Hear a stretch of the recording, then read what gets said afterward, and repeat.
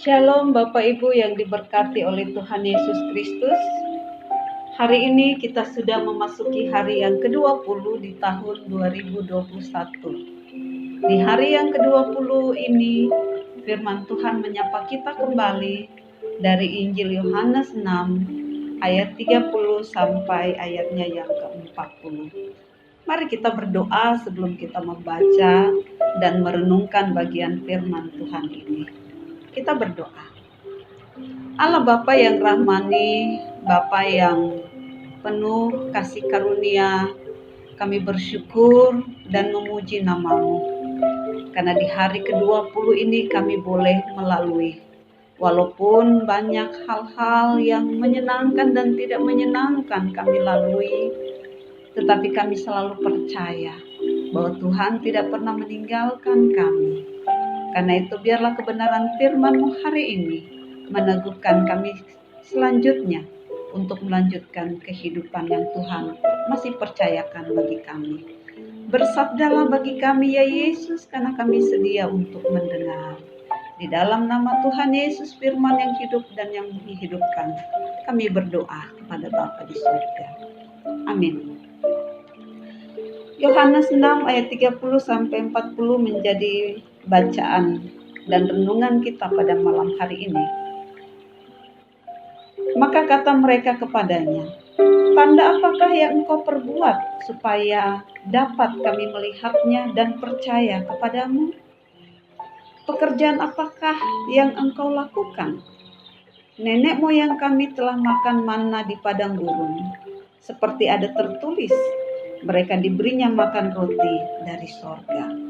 Maka kata Yesus kepada mereka, "Aku berkata kepadamu, sesungguhnya bukan Musa yang memberikan kamu roti dari sorga, melainkan Bapa-Ku yang memberikan kamu roti yang benar dari sorga.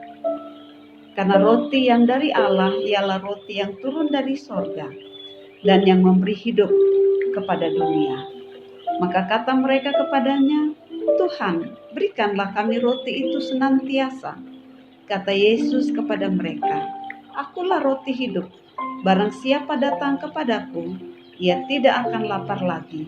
Dan barang siapa percaya kepadaku, ia tidak akan haus lagi. Tetapi aku telah berkata kepadamu, sungguh pun kamu telah melihat aku, kamu tidak percaya. Semua yang diberikan Bapa kepadaku akan datang kepadaku. Dan barang siapa datang kepadaku, ia tidak akan kubuang. Sebab aku telah turun dari sorga bukan untuk melakukan kehendakku, tetapi untuk melakukan kehendak Dia yang telah mengutus aku. Dan inilah kehendak Dia yang telah mengutus aku, yaitu supaya dari semua yang telah diberikannya kepadaku, jangan ada yang hilang, tetapi supaya kubangkitkan pada akhir zaman. Sebab inilah kehendak Bapa-Ku, yaitu supaya setiap orang yang melihat Anak dan percaya kepadanya beroleh hidup yang kekal, dan supaya Aku membangkitkannya pada akhir zaman. Ayat bacaan hari ini bercerita tentang orang banyak yang mencari Yesus. Ketika mendapati bahwa Yesus dan murid-muridnya tidak lagi berada di sana, mereka pun bergegas pergi mencari Yesus dengan naik ke perahu. Mereka menuju ke Kapernaum, di mana Yesus diduga tengah berada. Mengapa mereka sampai sibuk mencari Yesus?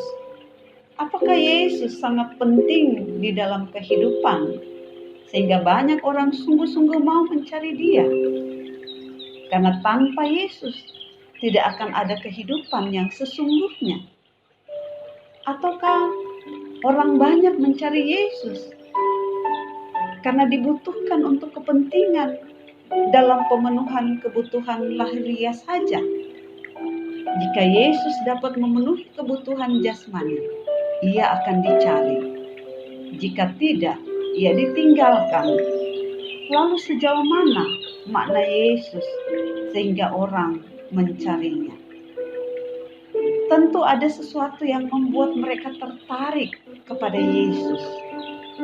Mereka sudah menyaksikan sendiri bahwa Yesus bukanlah biasa seperti mereka. Mereka tahu bahwa Yesus sanggup melakukan berbagai mujizat, termasuk yang belum lama mereka alami sendiri ketika Yesus menggandakan 5 roti dan 2 ikan yang tercatat dalam beberapa perikop sebelumnya. Tapi apa kata Yesus kepada mereka yang mencarinya? Yesus menjawab mereka, "Aku berkata kepadamu, sesungguhnya kamu mencari aku, bukan karena kamu telah melihat tanda-tanda, melainkan karena kamu telah makan roti itu dan kamu kenyang." Ayat 26. Perhatikanlah bahwa Yesus menegur mereka karena motivasi mereka untuk mencari Yesus sesungguhnya salah, namun semata-mata karena mereka ingin kebutuhan mereka dipenuhi. Bapak, Ibu, saudara-saudaraku yang diberkati oleh Tuhan Yesus, ada banyak orang yang mau mengikut Tuhan Yesus. Ada banyak orang yang mau mencari Yesus, namun tidak semuanya mau mengikuti Tuhan Yesus. Karena Tuhan Yesus itu sendiri, melainkan akan ada banyak orang yang mau mengikut Tuhan Yesus, yang mau mencari Tuhan Yesus, karena menginginkan hal-hal lain dari Tuhan Yesus. Tentu Tuhan dapat memberikan kita berkat-berkat berupa kekayaan, kesehatan, dan lain-lain di dalam hidup ini. Namun sesungguhnya itu bukanlah pemberian nomor 1 yang Tuhan ingin berikan kepada kita. Karena Tuhan tahu bahwa berkat-berkat fisik bukanlah apa yang manusia sebenarnya butuhkan. Yang manusia sebenarnya butuhkan adalah keselamatan di dalam dirinya. Mari kita lihat di ayat 30 sampai 35.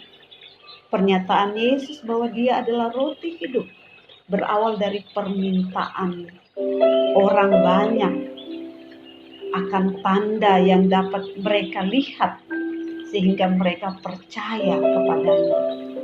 Orang banyak hanya ingin melihat tanda-tanda mujizat dan mendapatkan makanan gratis. Mereka berkata kepada Yesus bahwa nenek moyang mereka selalu diberi makan gratis oleh Musa selama di padang gurun.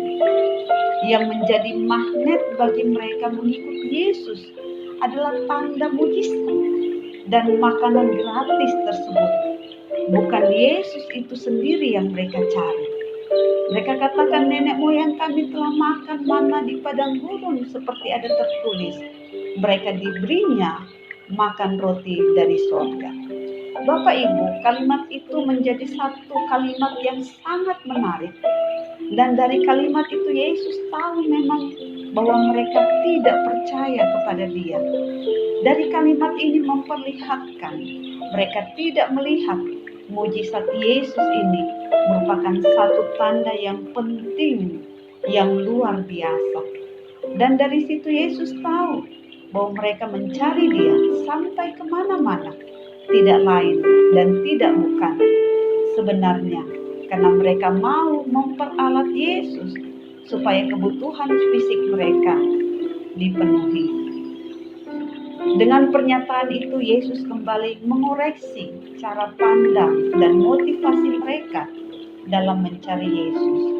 Bahwa seharusnya yang mereka butuhkan lebih dari makanan yang sifatnya sementara. Lebih daripada makanan secara fisik, yaitu makanan rohani.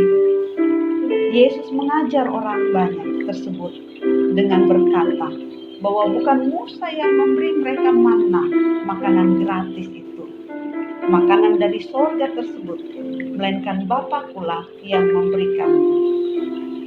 Tuhan mau membuat dan membawa kita lebih tinggi dan lebih dalam lagi untuk mengerti manusia hidup bukan dari roti saja.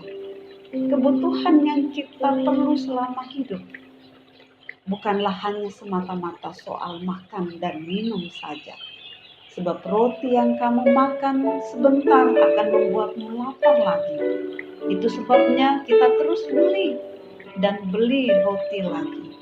Yesus memperbandingkan dirinya yang adalah roti hidup, yaitu roti yang memberi hidup, dengan manna yang pernah dimakan oleh nenek moyang Israel di padang gurun.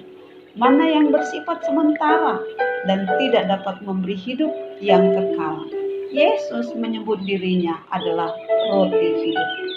Ketika Yesus menyatakan bahwa dirinya adalah roti hidup, dimaksudkan juga untuk menegaskan bahwa ia adalah jawaban dari setiap keperluan dan persoalan manusia. Menerima Yesus sebagai roti hidup berarti kita hidup dalam keselamatan. Hidup dalam keselamatan berarti hidup berkelimpahan atau tidak lapar. Hal itu bukan berarti bahwa manusia bukan membutuhkan makanan lagi. Kita tetap butuh, hanya saja dengan datang dan percaya pada Yesus, manusia tidak lagi dikuasai dan dikendalikan oleh makanan jasmani. Hidup orang yang sudah menerima Yesus, hidupnya bukan lagi semata-mata untuk mencari makanan dan menjadi kenyang. Ia tidak lagi dikuasai dan diperhamba makanan, atau hidupnya tidak lagi hanya hidup yang mencari makanan dan kekayaan. Bukan lagi masalah hidup untuk makan.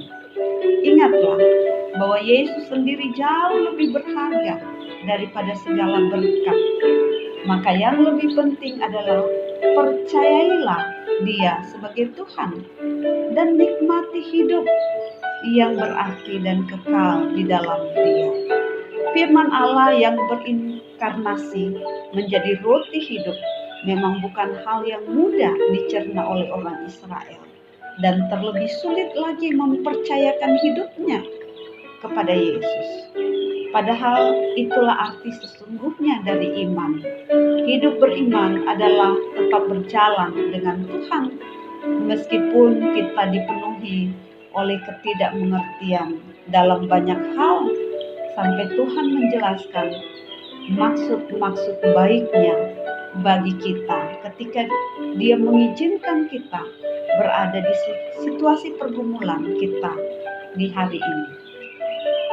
Mari cari dan temukan Yesus dengan sebuah kesadaran penuh bahwa kita membutuhkannya untuk mengampuni dosa-dosa kita, memulihkan dan melepaskan kita dari keterikatan dunia yang ada, menemukan keselamatan kekal daripadanya, dan menunjukkan bahwa kita mengikutinya karena kita mengasihinya, sebagaimana Dia mengasihi kita. Kisah orang banyak mencari Yesus di Kapernaum menjadi saksi dari banyak motivasi orang untuk menemukannya. Hendaklah kita tergolong orang-orang yang didasari motivasi yang benar mencari Yesus. Karena kita tahu bahwa Yesus adalah Tuhan dan Juru Selamat. Di dalamnya ada pengharapan, ada kepastian dan jaminan keselamatan. Semua Dia berikan atas dasar kasih-Nya yang begitu besar pada kita, dan oleh karenanya sudah seharusnya kita pun mengasihinya tanpa memandang untung rugi tentang hal-hal yang bersifat fana. Bapak, Ibu, saudara-saudaraku yang diberkati oleh Tuhan, apa yang menjadi motivasi kita hari ini? Apa yang menjadi motivasi kita untuk menerima Yesus? Apakah kita masih berpikir untuk mendapatkan keuntungan besar, bisnis lancar, sakit disembuhkan, dan sebagainya? Atau semata-mata karena kita mengasihi Yesus yang sudah terlebih dahulu mengasihi kita, justru ketika kita masih berlumur dosa? Mari periksa diri kita hari ini. Jika kita masih menemukan motivasi untuk mencari keuntungan, berubahlah sekarang sebelum Yesus datang kedua kalinya. Tuhan memberkati kita dan firman-Nya. Mari kita berdoa. Terima kasih untuk firman-Mu hari ini ya Bapa, mengingatkan kami bahwa mencari Yesus bukan karena kami memerlukan pertolongan-Mu saja, tetapi karena Engkaulah Tuhan dan Juru Selamat kami, karena Engkaulah pemilik kehidupan kami, karena Engkaulah Allah dan Juru Selamat kami dan tidak ada yang lain. Bahwa kami tidak bisa hidup tanpa Engkau, sebagaimana kami tidak bisa hidup tanpa roti. Karena itu ya Bapa, firman-Mu mengajarkan kami betapa pentingnya Engkau di dalam kehidupan kami ini. Ketika kami menghadapi pergumulan persoalan kehidupan, biarlah ini firman-Mu ini meyakinkan kami bahwa Engkaulah satu-satunya yang kami butuhkan di dalam dunia ini. Kepadamu saja Tuhan kami berharap, kepadamu saja Tuhan kami memohon pertolongan, dan daripadamu datang pertolongan itu, dan daripadamu juga ya Bapa datang keselamatan itu. Karena itu Tuhan, kami mau menyerahkan seluruh kehidupan kami, dan malam hari ini yang sudah menjadi bagian hidup kami, kami mau berserah kepadamu. Terpuji namamu Yesus, kekal selama-lamanya. Amin.